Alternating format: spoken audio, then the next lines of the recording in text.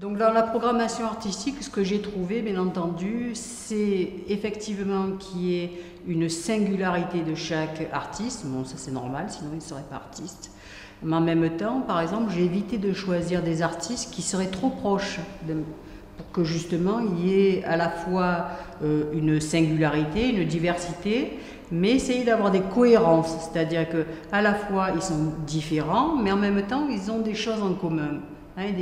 Et du coup, quand on visite la route de l'art contemporain, ce que j'espère, c'est que les gens ils vont voir ces liens invisibles entre les œuvres d'art. Pas simplement parce que ce sont des artistes contemporains, mais aussi ou parce qu'ils ont eu le souci du site, puisqu'ils ont créé des sites spécifiques, mais également parce que le choix que j'ai voulu faire, la composition de ces artistes, donnera une cohérence. Par exemple, il y a donc dans les artistes que j'ai choisis, deux artistes qui n'ont pas choisi de faire une œuvre en un seul lieu, mais qui ont choisi de faire des œuvres qui étaient, on va dire, visitables, que pour voir la totalité de l'œuvre, il fallait faire une excursion.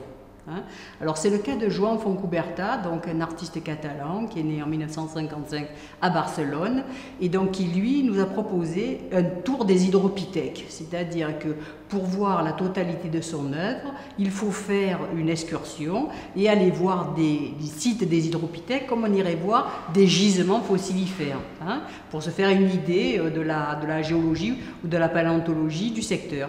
Donc c'est comme ça qu'on a construit son œuvre, c'est-à-dire on a choisi 6 lieux pour mettre des hydropithèques.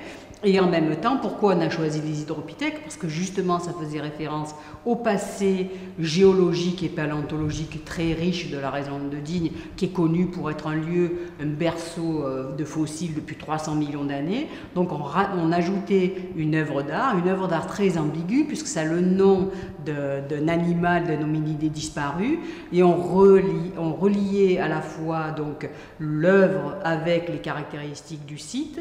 Effectivement, les œuvres des hydropithèques, on va aller les regarder comme on verrait des ichthyosaures ou des parois avec des ammonites.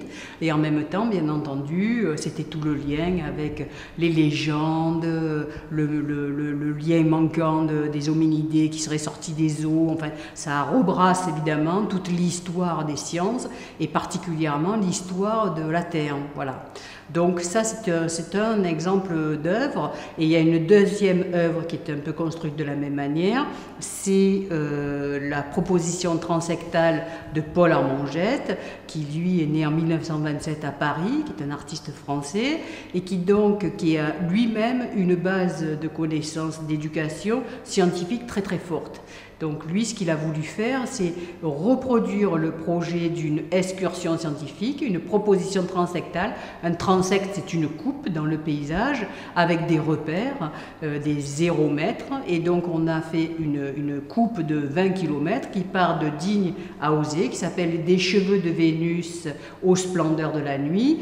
Alors ce nom est très beau, très poétique, mais en fait il fait référence à des éléments de la nature, puisque les cheveux de Vénus, par exemple, où il y a le premier zéromètre, c'est une fougère qui s'appelle les cheveux de Vénus qui ne se mouillent jamais, en français traduit, mais ça c'est le nom latin qu'il lui avait donné Carl von Linné, c'est Capillaris veneris, Adiantum capillaris veneris, et donc la première étape de ce zéromètre, c'est la découverte d'une fougère, et la dernière, les splendeurs de la nuit, c'est un papillon de nuit.